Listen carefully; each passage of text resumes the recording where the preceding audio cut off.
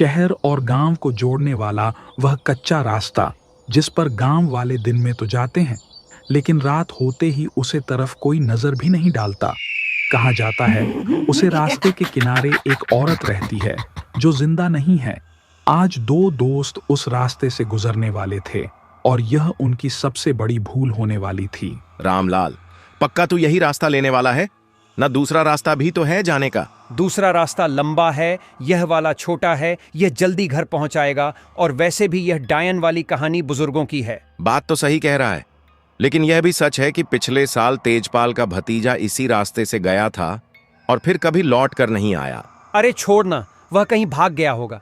ऐसे ही लोग उसे डायन का शिकार बता देते हैं। चल जल्दी, रात और गहरी हो रही है। दोनों आगे बढ़ते हैं। वह रास्ता सिर्फ पेड़ और झाड़ियां से नहीं गिरा था। वहां अजीब सी नमी थी और सन्नाटा जो कानों में चुभ रहा था। रामलाल, सुना तूने जैसे किसी ने पत्तों पर पैर रखा हो। अरे हवा होगी, तेरा डर बेकार है।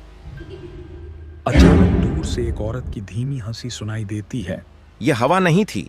औरत की हंसी थी क्या? दोनों ठहर कर इधर उधर देखते हैं, लेकिन सिर्फ धुंध है। दोनों डर कर कदम आगे बढ़ाते हैं, लेकिन हंसी पास आती है। अब उसके साथ साथ घुंघरू की खनक भी सुनाई देती है। अरे हमारे पीछे कोई है। मत मूड और चलते रहे। हवा अचानक ठंडी हो जाती है, जैसे किसी ने सांस फोकी हो। पीछे से कदमों की आवाज आती है। पेड़ों के बीच से एक धुंधला साया दिखता है। लंबे खुले बाल, सफेद साड़ी, चेहरा धुंध से ढका हुआ साया पास आता है। उसकी गर्दन हल्की हल्की हिलती है। उसकी हंसी तेज चीख में बदल रही है। भाग हरी भाग। दोनों बेतहाशा भागते हैं। रास्ता जैसे खत्म ही नहीं हो रहा। पीछे से कम हंसी और घुंघरू की आवाज पीछा कर रही है। कभी कभी डर सिर्फ देखा नहीं जाता, वह आपका पीछा भी करता है। आखिरकार दोनों गांव के किनारे पहुंचते हैं। मैंने उसकी आंखें देखी, लाल थी, बिल्कुल लाल। मुझे मत याद दिला, चल किसी को बताते हैं।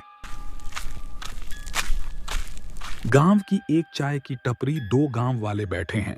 भाइयों, उस रास्ते पर डायन है। अरे यार, फिर शुरू हो गए। तुम्हें नींद नहीं आती क्या? अरे ये बुजुर्गों की कहानी है। हमने अपनी आंखों से देखा, उसके पैर उल्टे थे। अगर जो तुमने देखा उसके पैर उल्टे थे तो वह तुम्हें छोड़ने वाली नहीं है। हरी और रामलाल एक दूसरे को देखते हैं। उनकी रीढ़ में ठंडक दौड़ जाती है। हरी और रामलाल को लगा कि वह उस रास्ते से बचकर गांव पहुंच गए हैं, लेकिन कभी कभी डर आपके पीछे पीछे आता है और दरवाजा खटखटाने से पहले नहीं रुकता। चाय की टपरी पर वही दो गांव वाले हरी और रामलाल अभी भी हाँप रहे हैं। अरे भाई लाल, आंखें तो बकरी की भी होती है। अरे भाई मजाक नहीं है, वह अभी भी हमारे पीछे ही थी। रामलाल, अगर तू सच कह रहा है तो वह तुझसे बात क्यों नहीं करती? वो तुझे सीधा पकड़ लेती। दूसरा गांव वाला कुछ सोचकर बोलता है। वह कभी सीधा हमला नहीं करती, पहले खेलती है, डराती है और जब इंसान डर के काबू में आ जाता है तब ले जाती हैं। हरी और रामलाल एक दूसरे की तरफ देखते हैं, चेहरे पर चिंता। गांव की गलियों में दोनों घर की तरफ चल रहे हैं। रामलाल, मुझे लगता है कि मैं अपने घर नहीं सो पाऊंगा। हाँ, नींद तो मुझे भी नहीं आ पाएगी। दूर से अचानक घुंघरू की आवाज सुनाई देती है। तूने सुना? पर यह कैसे हो सकता है? हम तो गांव के बीच में हैं। दूर अंधेरे में गलियों के मोड़ पर एक सफेद सा साया कुछ पल के लिए दिखता है और फिर गायब हो जाता है। अरे वो यहाँ तक आ गई। दोनों तेजी से चलते हैं, लेकिन कदमों की आवाज उनके पीछे भी सुनाई देती है। हरी, अब यह मजाक नहीं है, चल मेरे घर चलते हैं। दोनों साथ रहेंगे तो डर कम होगा। दोनों हरी के घर की तरफ दौड़ते हैं। हरी का घर, मिट्टी की दीवारें, लकड़ी का दरवाजा। वे अंदर जाते हैं, दरवाजा बंद करते हैं और सांस संभालते हैं। तुमने दरवाजा ठीक से बंद किया क्या? हाँ, कड़ी से लगा दिया है। अचानक खिड़की के बाहर वही हंसी सुनाई देती है। दोनों धीरे धीरे खिड़की की तरफ बढ़ते हैं। बाहर गुप, लेकिन धुंध में एक चेहरा धीरे धीरे पास आता है। लाल आंखें, मुस्कुराता हुआ चेहरा, चिपके हुए होंठ, जैसे हे भगवान, ये क्या है? चेहरा अचानक गायब हो जाता है और पीछे से दरवाजे पर भारी 3 चोटें पड़ती हैं। ये दरवाजा तोड़ देगी। रुको रुको, शांत रहो, शायद ये सिर्फ हमें डराने के लिए कर रही हैं। कुछ सेकंड खामोशी, फिर ऊपर छत से चलने की आवाज, जैसे कोई भारी चीज धीरे धीरे घूम रही हो। यह तो छत पर है। गांव में छत पर कोई चढ़ भी कैसे सकता है? अचानक मिट्टी की छत पर से उंगलियों के खुरचने की आवाज आती है। कुछ आवाज है इंसान के शरीर में इतनी ठंडक भर देती है कि सांस लेना भी भारी लगने लगता है। रामलाल कांपते हुए चारपाई के पास बैठ जाता है। हम गांव वालों से मदद क्यों नहीं मांग लेते? रात को कोई दरवाजा वरवाजा नहीं खोलेगा।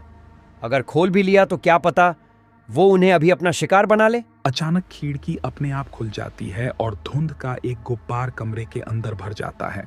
दरवाजा पकड़ जल्दी। हरी खिड़की बंद करता है, लेकिन उसे महसूस होता है जैसे किसी ने उसके अंदर से हाथ पकड़ लिए हो। बर्फ जैसी ठंडी पकड़। अरे छोड़ो मुझे। पकड़ अचानक छूट जाती है और सब फिर से खामोश हो जाता है। ये खेल रही है हमसे।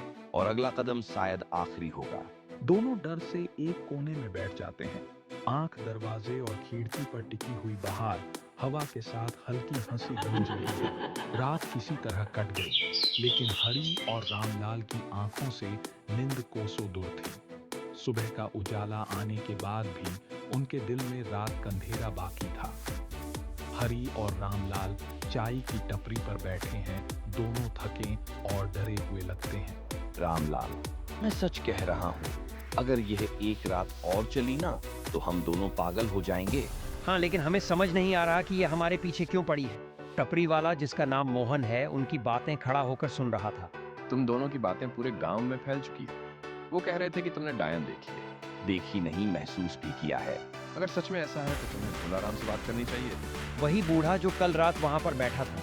हाँ, उसने अपनी जिंदगी में ऐसी बहुत सी घटनाएं देखी हैं। शायद मैं तुम्हें सच बता सकता। भोलाराम का घर, टूटी दीवारें, पुराना दरवाजा। हरी और रामलाल दरवाजा खटखटाते हैं। आइए आइए, मैं जा